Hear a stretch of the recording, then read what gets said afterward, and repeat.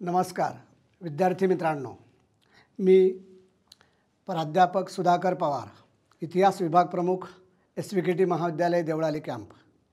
मित्रांनो, new education policy नवीन राष्ट्रीय शैक्षणिक धोरणानुसार आपण द्वितीय सत्रामधील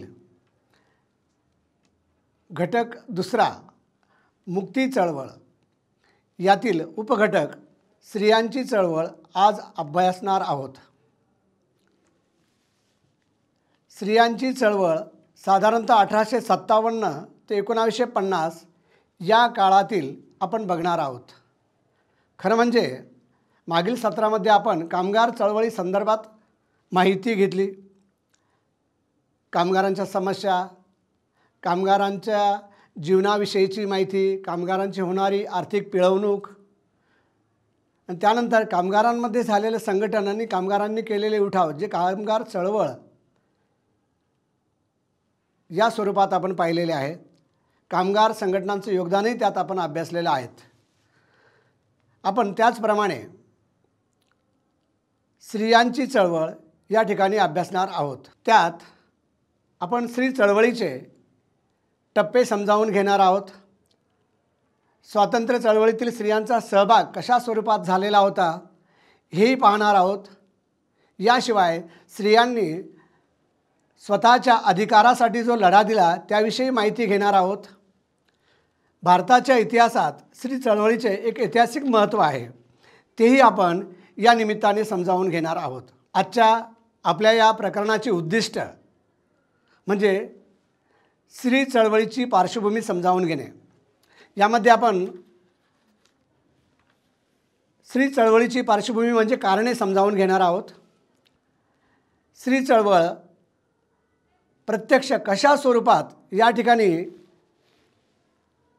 उदयास आली, तिचे स्वरूप कशा स्वरूपाचे होते हे आपण पाहणार आहोत। या दरम्यान क्रांतिकारी चळवळीतील स्त्रियांनी जो सहभाग घेतलेला आहे त्यांचे योगदानही आपल्याला जाणून घ्यायचं आहे आणि त्यानिमित्ताने स्त्री चळवळीचं महत्त्व आपल्याला कळणार आहे। स्त्री चळवळीची पार्श्वभूमी थोडक्यात आपण समजावून घेऊया। खरं म्हणजे इसवी सन 1600 मध्ये ब्रिटिश भारतात आले आणि त्यांच्याचबरोबर परकीय शिक्षण देखील आपल्या भारतात आलं। त्यातून विज्ञान सारख्या विषयाची ओळख आपणास झाली। स्वातंत्र्य, समता, बंधुत्व हे जे विचार आज मी तेच आपण अनुभवतो आहोत, याविषयीची माहिती आपल्याला युरोपात झालेल्या राज्यक्रांतीच्या माध्यमातून आणि विविध शास्त्रांच्या आधारे या इंग्रजी शिक्षणाच्या माध्यमातून आपल्याला मिळाली।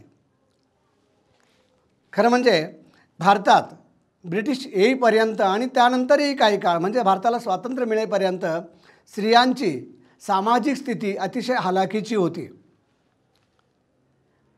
बंगाल किंवा महाराष्ट्र या प्रांतातून स्त्री उद्धारासाठी अनेक समाज सुधारकांनी विशेष प्रयत्न केल्याचे आपल्याला दिसून येते। त्यामध्ये मग विधवा पुनर्विवाह असेल, आंतरधर्मी विवाह कायदा असेल किंवा संमती वयाची मागणी असेल, यासारख्या गोष्टी आपणास या ठिकाणी संघर्षाच्या माध्यमातून, चळवळीच्या माध्यमातून त्या मिळविल्याचे दिसून येते। सतीची चाल असेल म्हणजे राजाराम मोहन राय यांनी विधवा पुनर्विवाहासाठी आणि विशेषतः सतीची चाल बंद करण्यासाठी जो लढा दिला त्यात त्यांना म्हणजे अगदी कायद्याने लढा देऊन त्यांनी सतीची चाल या ठिकाणी ब्रिटिश काळामध्ये बंद केली। एक अमानुष अनिष्ट अशी प्रथा या कालखंडामध्ये होती आणि ती प्रथा बंद करण्याचे योगदान सुधारक म्हणून, स्त्री सुधारक किंवा समाज सुधारक म्हणून राजाराम मोहन राय यांच्याकडे जातं। त्या काळात हिंदू स्त्रियांना वैधव्य प्राप्त झाल्यानंतर पुनर्विवाह करण्याचा अधिकार नव्हता। खरं म्हणजे बालविवाह पद्धती अस्तित्वात होती आणि या बालविवाह पद्धतीचे अनेक तोटे स्त्री वर्गाला आणि भारतीय समाजाला होत होते। वैदिक शास्त्राचा फारसा विकास आपल्याकडे झालेला नव्हता। साथींचे आजार किंवा अघटित अनपेक्षित अशा काही घटना घडल्या आणि लहानपणीच एखाद्या बालविवाहितेचा नवरा दगावला तर अनपेक्षित वैधव्य तिच्या वाट्याला येत असे आणि हे वैधव्य वाट्याला आल्यानंतर अगदी तिचा पुनर्विवाह त्यावेळेला होत नव्हता, तर वैधव्याचं जीवन तिच्या वाट्याला आल्यानंतर एक विधवांसाठी एक वेगळी विचारसरणी आणि राहणीमानाची जी काही सांगड होती ती तिला सामोरं त्याला जावं लागत होतं. म्हणजे पांढरे वस्त्र परिधान करणं, केशवपन करणं किंवा चांगल्या शय्येचा त्याग करणं, म्हणजे अतिशय खडतर असं जीवन तिच्या वाट्याला होतं. आणि बऱ्याच मुलींना अगदी विवाह काय हे कळायच्या आतच वैधव्य प्राप्त झाल्यानंतर अतिशय वाईट अवस्था त्यांच्या वाट्याला येत होती. तर या विधवांचा पुनर्विवाह व्हावा यासाठी देखील सुधारकांनी विशेष प्रयत्न केल्याचे आपल्याला दिसून येते. एवढंच नव्हे तर आंतरधर्मीय विवाहाला देखील चालना या कालखंडामध्ये सुधारकांनी दिल्याचे दिसून येते. संमती वयाच्या बाबतीत जर म्हणायचं झालं तर संमती वय हे किती असावं हे वेगवेगळ्या काळात वेगवेगळ्या सुधारकांनी आपल्या पद्धतीने त्या ठिकाणी जास्तीत जास्त संमतीचं वय म्हणजे विवाहाचं संमतीचं वय निश्चित करण्याचा प्रयत्न केला आणि त्यासाठी देखील त्यांनी आक्रमकपणे लढा दिला. म्हणजे जे बालविवाह होत होते त्याला कुठेतरी आळा बसला. मग कुठे 10, नंतर 12, नंतर 16 आणि आज आपण पाहतो की 21 हे संमती वय या ठिकाणी निश्चित करण्यात आलेलं आहे. खरं म्हणजे 1857 पूर्वी सामाजिक अन्याय, सतीप्रथा, बालविवाह पद्धती किंवा विधवांचे पुनर्विवाह न करण्याची परंपरा या ठिकाणी होती आणि त्याचं सगळ्यात महत्त्वाचं कारण होतं म्हणजे शिक्षणाचा अभाव, स्त्रियांचा नसलेला राजकीय सहभाग आणि स्वातंत्र्याचा अभाव. या सगळ्या गोष्टींमुळे मुख्य प्रवाहातून समाजातील या स्त्रिया दूर होत्या असं आपल्याला या ठिकाणी म्हणावं लागेल. स्त्री चळवळीचं स्वरूप आपण थोडक्यात समजावून घेणार आहोत. स्वातंत्र्य चळवळीतील स्त्रियांचा सहभाग हा कशा पद्धतीचा होता हे देखील आपल्याला या ठिकाणी पाहायचं आहे. खरं म्हणजे समाज सुधारणेच्या चळवळीतील स्त्रियांचा जो सहभाग आहे राजाराम मोहन रायांच्या कालखंडातील स्त्री शिक्षणाला प्रोत्साहन देणारा होता. पंडिता रमाबाई यांनी पहिल्याच उच्च शिक्षणासाठी प्रयत्न केल्याचे आपल्याला या ठिकाणी दिसून येतं. विधवा पुनर्विवाहाला इसवी सन 1856 चालना देण्यात आलेली होती आणि 1829 राजा राममोहन राय यांच्या प्रयत्नामुळेच सती प्रथा बंद करण्यात आली होती. अनेक म्हणजे स्त्रियांच्या या उद्धारासाठी स्त्रियांसाठी त्या चळवळीसाठी सामाजिक संस्थांची देखील स्थापना करण्यात आली होती. 1889 भारतीय स्त्री संघाची स्थापना करण्यात आली आणि ह्या संघाच्या माध्यमातून स्त्री उद्धाराचे प्रयत्न केले गेले. 1910 महिलांना संघटित करणारी स्त्री सभा सर्वप्रथम स्थापन केली आणि या स्त्री सभेच्या माध्यमातून या स्त्रियांना व्यासपीठ या ठिकाणी प्राप्त करून देण्यात आलं. दुसरा जो महत्त्वाचा मुद्दा आहे स्वातंत्र्य चळवळीतील स्त्रियांचा सहभाग. खरं म्हणजे स्वातंत्र्य चळवळीचे 2 टप्पे आहेत. एक टिळकांचा कालखंड आणि दुसरा महात्मा गांधींचा कालखंड. 1905च्या बंगाल विभाजनाचा जो काही प्रतिकार झालेला होता तो राजकीय स्वरूपाचा तर होताच, परंतु त्यावेळेला परकीय मालाची होळी करणे किंवा विदेशी कापडावर बहिष्कार टाकणे, स्वदेशीचा प्रचार करणे, निषेध मोर्चात सहभाग घेणे यासारखी जी प्रमुख कामे होती ती या ठिकाणी मोठ्या प्रमाणात स्त्रियांनी केलेली आहे. सरलादेवी चौधराणी यासारख्या स्त्रियांनी स्वदेशी चळवळीमध्ये महत्त्वाची भूमिका निभावल्याचं आपल्याला दिसून येतं.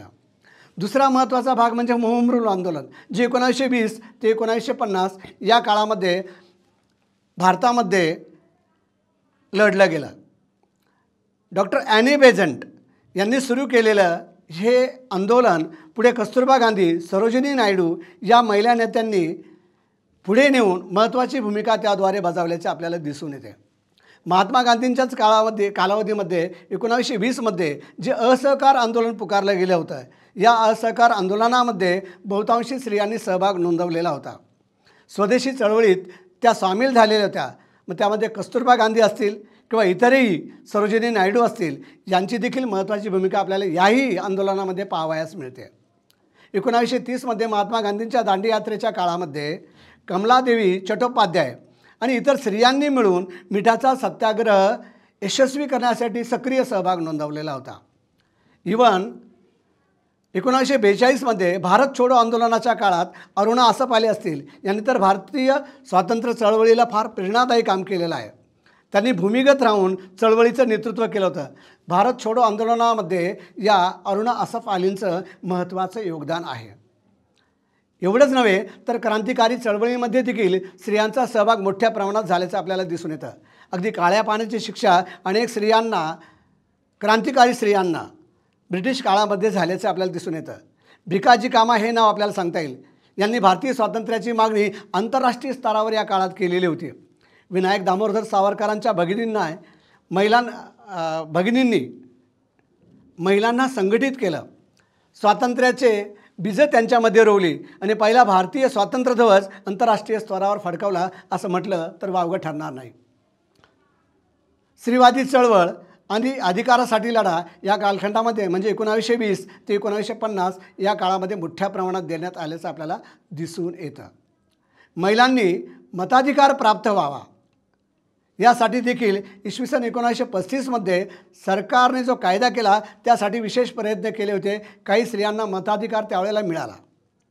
त्यानंतर सर्वच महिलांचा विचार नंतरच्या कालखंडामध्ये केल्याचं आपल्याला दिसून येतं. महिला संघटनाची स्थापना देखील या कालखंडामध्ये झाली, ज्यातून ही चळवळ पुढे फोफावत गेल्याचं आपल्याला दिसून येतं. 1917मध्ये अखिल भारतीय महिला संघटना स्थापन झाली. 1927मध्ये अखिल भारतीय महिला परिषदेची स्थापना झाली. त्यामुळे महाराष्ट्रातच नव्हे तर संपूर्ण भारतामध्ये महिला शिक्षणाची चळवळ जोर धरू लागली असं आपलं म्हटलं वावगं ठरणार नाही. खरं म्हणजे महिला सामाजिक संघटनांची स्थापना या कालखंडामध्ये झाल्याचं आपल्याला दिसून येतं.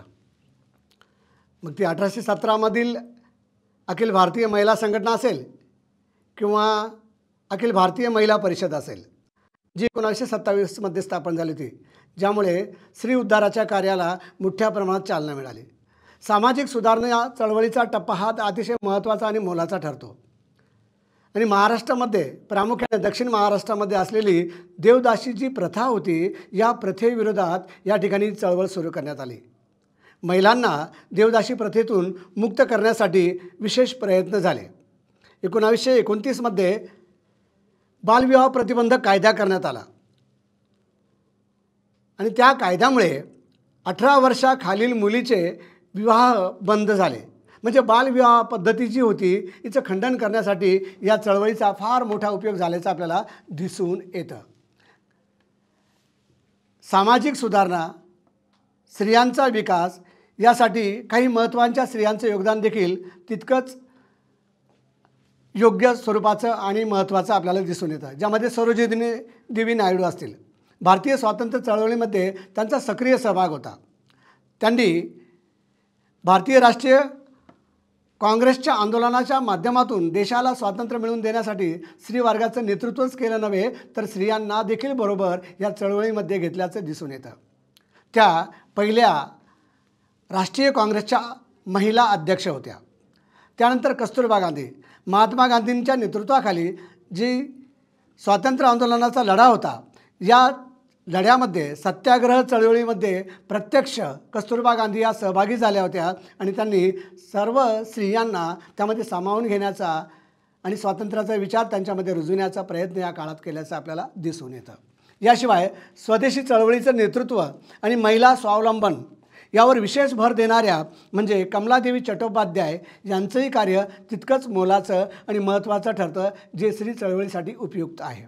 याशिवाय स्त्रियांचं शिक्षण, त्यामध्ये विधवांचं शिक्षण आणि विधवांसाठी शिक्षण आणि महिलांच्या अधिकारासाठी लढा दिला असेल तर तो पंडिता रमाबाई यांनी.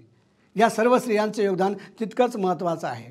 स्त्रियांची चळवळ आणि स्वातंत्र्यानंतरचा जो प्रभाव आहे म्हणजे 1947मध्ये भारत स्वतंत्र झाला, पण स्त्रियांना मिळालेल्या अधिकाराचं श्रेय जे आहे ते 1857 ते 1950 या काळातील चळवळीने खऱ्या अर्थाने त्यांना प्राप्त झाल्याचं आपल्याला दिसून येतं. स्वातंत्र्यानंतर महिलांसाठी हक्क, समानता, शिक्षण यावर विशेष भर या काळात देण्यात आल्याचं आपल्याला दिसून येतं. खरं म्हणजे हे आपल्याला ऐतिहासिक महत्त्व या ठिकाणी समजावं लागेल की स्त्रियांच्या चळवळीमुळे भारतीय समाजात मोठ्या प्रमाणात सामाजिक परिवर्तन घडवून आल्याचं दिसून येतं. सारांश रूपाने आपण स्त्रियासंबंधीच्या ज्या चुकीच्या चालीरीती, रूढी परंपरा समाजामध्ये होत्या, त्या चुकीच्या वाईट चालीरीती, रूढी परंपरांना पायबंद घालण्यात येऊन महिलांना सामाजिक, आर्थिक आणि राजकीय नव्हे तर शैक्षणिक अधिकार देखील या कालखंडामध्ये प्राप्त झाल्याचं आपल्याला या ठिकाणी दिसून येतं. मित्रांनो, आपण आज या ठिकाणी स्त्री चळवळीचा जो काही भाग अभ्यासलेला आहे, त्यातल्या त्यात स्वातंत्र्योत्तर काळातील स्त्री चळवळीची जी माहिती मी तुम्हाला सांगितली आहे त्यावर तुम्ही स्वाध्याय लिहून आणायचा आहे. आणि आपण पुढच्या तासाला, जरी आज आपण स्त्री चळवळीची माहिती बघितली असेल तरी पुढच्या तासाला आपण महाराष्ट्रातील प्रामुख्याने ज्याप्रमाणे आपण कामगार चळवळ बघितली किंवा स्त्री चळवळ बघितली त्याप्रमाणे आदिवासी चळवळ ही पाहणार आहोत. वनवासी जंगलामध्ये राहणाऱ्या लोकांच्या बाबतीत ब्रिटिश सरकारने प्राथमिक व्यवसाय करणाऱ्यांवर देखील कर लादले, त्यांना देखील धर्मांतर करण्यासाठी भाग पाडले, त्यांचं देखील आर्थिक शोषण या काळामध्ये केलं. त्यांच्याकडून स्वातंत्र्यासाठी आणि स्वतःच्या न्याय हक्कासाठी जो लढा दिला गेला त्याला आपण आदिवासी चळवळ म्हणून संबोधतो. पुढच्या तासाला आपण आदिवासी चळवळीची माहिती घेणार आहोत. आज आपण या ठिकाणी थांबूया. धन्यवाद.